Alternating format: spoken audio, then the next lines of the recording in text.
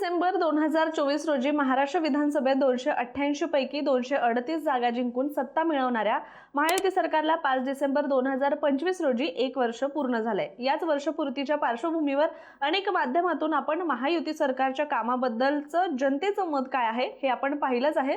मात्र आजच्या व्हिडिओच्या माध्यमातून आपण जाणून घेऊया की मुख्यमंत्री देवेंद्र फडणवीस यांनी वर्षभरात कोणकोणत्या महत्त्वाच्या विषयांवर भूमिका घेतली, कोणकोणते महत्त्वपूर्ण निर्णय घेतलेत आणि या सगळ्याबद्दल सविस्तररित्या जाणून घेऊया। नमस्कार, मी रामेश्वरी आणि तुम्ही पाहताय कट टू कट। 5 डिसेंबर 2024 रोजी देवेंद्र फडणवीस यांनी तिसऱ्यांदा राज्याच्या मुख्यमंत्री पदाची शपथ घेतली आणि तेव्हापासून ते राज्याचं नेतृत्व करत आहेत।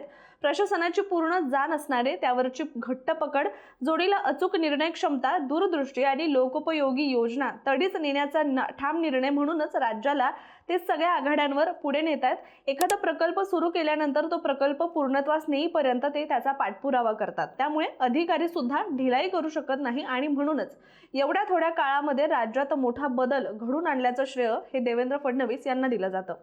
2014 मध्ये भाजपला महाराष्ट्रात सर्वाधिक जागा मिळाल्या तेव्हा जात, प्रदेश आणि इतर समीकरणांपेक्षा पक्षाला पुढे नेऊ शकतील आधुनिक आणि कार्यक्षम असं नेतृत्व म्हणून फडणवीस यांची निवड झाली। मोदी आणि भाजप नेतृत्वाचा हा निर्णय योग्य ठरला असं देखील म्हणता येईल।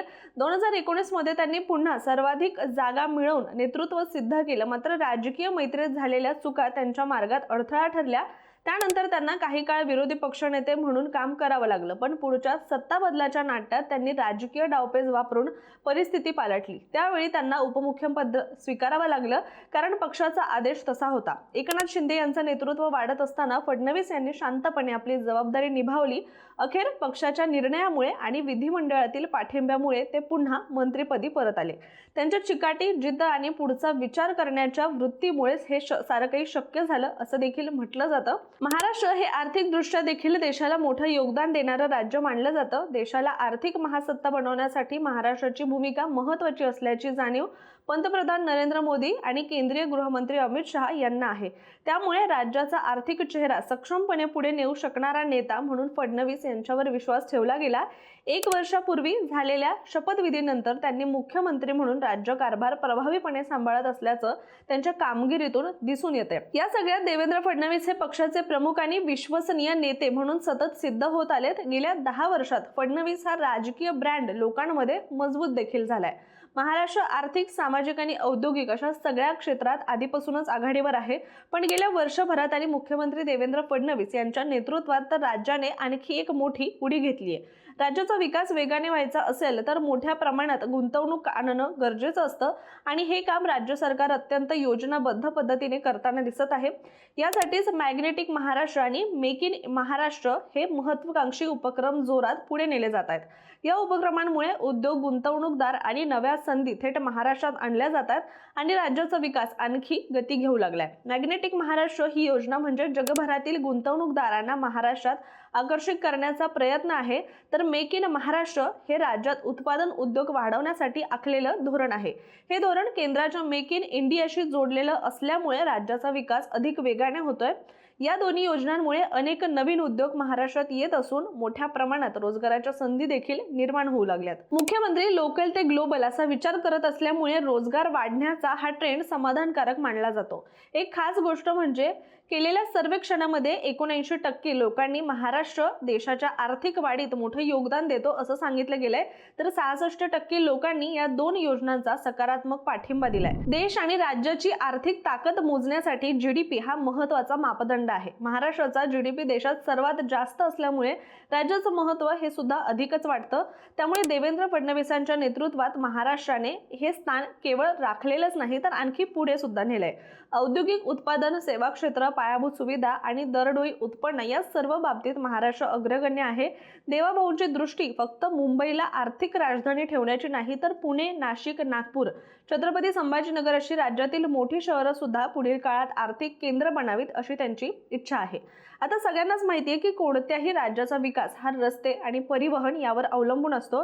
याची दखल घेऊन रस्त्यांचा दर्जा, वाहतुकीवर पडणारा ताण, मार्गांची रचना याबाबत राज्य सरकार कायमच तत्पर राहिले। परिणामी मेट्रो मार्गाचा विस्तार झाल्यामुळे प्रवाशांना सुद्धा मोठा दिलासा मिळालाय। राज्यातील 19 मेट्रो मार्गिकांपैकी मुंबईत सध्या 4 मार्गिका सेवेत आहेत।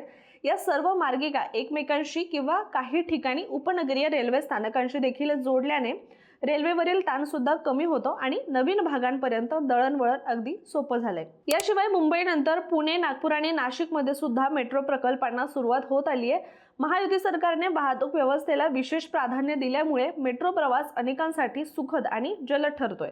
प्रवाशांच्या प्रतिक्रिया पाहिल्या तर त्यातूनच या प्रकल्पाचं महत्त्व स्पष्ट होतं। शिवाय मेट्रो, रिंग रोड, उड्डाणपूल आणि मल्टी मॉडेल कॉरिडॉर सारखे प्रकल्प, याशिवाय coastal road, trans harbour link road आणि वाढवण बंदर अशी एक ना अनेक उदाहरणं सुद्धा याबद्दल देता येतील, जे राज्याच्या प्रगतीला नवी दिशा देत आहेत। इतकंच नाही तर दुष्काळी भागात पाणी पोहोचवणाऱ्या नदीजोड योजना असतील किंवा शेतकऱ्यांच्या हक्काची वीज मिळवून देणाऱ्या कृषी पंप योजना, फडणवीस हे 24 तास मुख्याधिकाऱ्यांच्या भूमिकेत वावरत ही कामे मार्गी लावताना दिसत आहेत।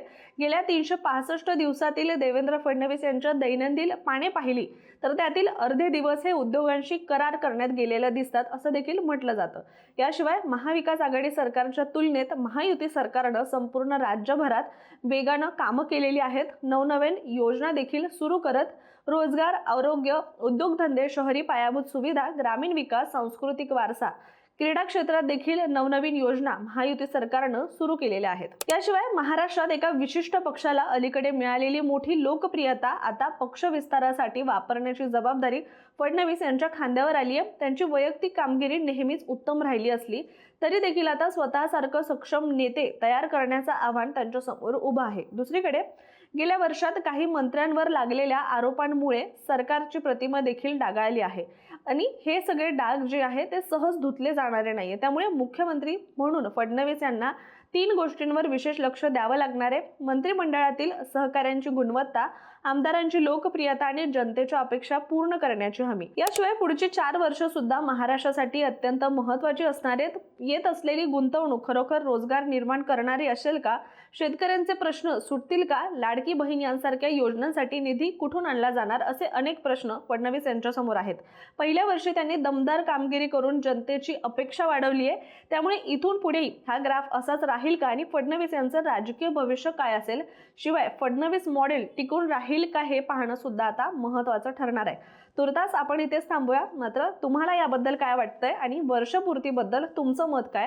आम्हाला कमेंट करून नक्की सांगा आणि अशाच माहितीपूर्ण व्हिडिओसाठी कट टू कटच्या YouTube चॅनलला सबस्क्राईब करायला विसरू नका।